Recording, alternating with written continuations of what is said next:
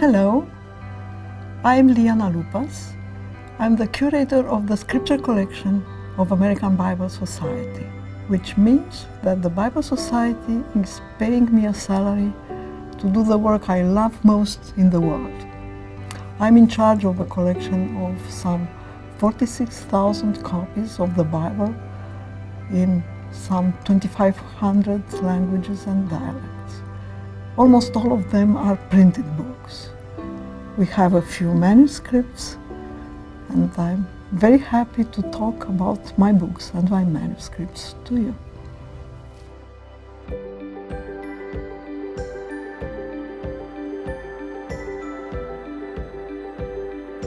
The first printed book was the Gutenberg Bible, completed probably in 1455. It was a Latin Bible. The second language to have a printed Bible was German, 1466. The third one was Italian, 1471. By that time, translations of the Bible into the Venetian dialect or the Florentine dialect of Italian were circulating in manuscript. Printers trained in Germany crossed the Alps down into the Italian peninsula and spread Gutenberg's invention in Italy. 2 Italian Bibles were printed in 1471. The first Bible to be printed in Italian, dating from 1471, was a revision of those manuscript translations done by Malermi. The Malermi Bible was pirated almost instantly by a rival printer who was also working on producing an Italian Bible and who used some manuscript sources for the first part of the Bible and copied the Malermi version for as soon as it was published. There were several other editions of the Malermi, and all of them were sold rapidly. What we have here is the text of Malermi as printed in 1517. The title page is defective. The image here is the original title page. The rest of the page was lost. It's just pasted on a blank leaf. The illustration in the center of this image depicts St. George killing the dragon.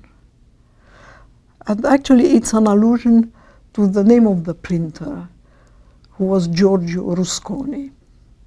So he wanted people to know indirectly that this was his patron saint.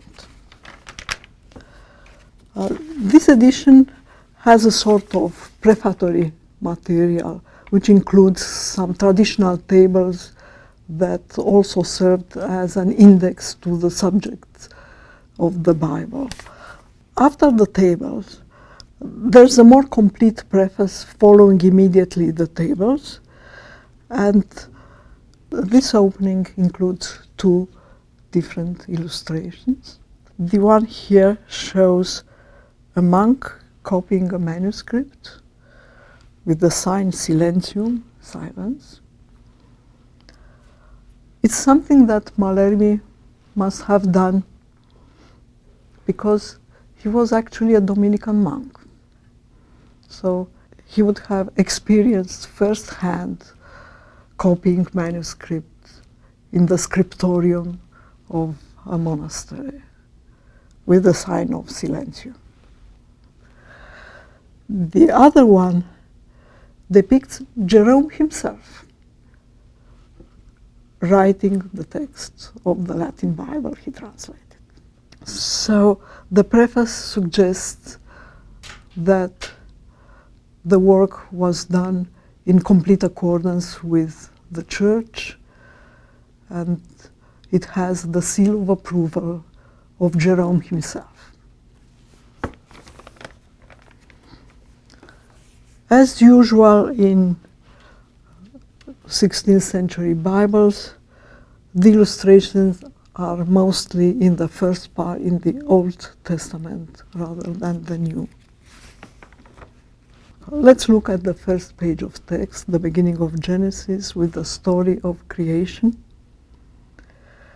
And what we can see in this edition is a complete page devoted to illustrating the 6 days of creation and the beautiful border that surrounds the text of the first chapter of Genesis. In our copy, these illustrations are colored by hand. The black is printed, the color is added. There would be added in some copies and not in others. That's copy specific. But it makes for a very beautiful page.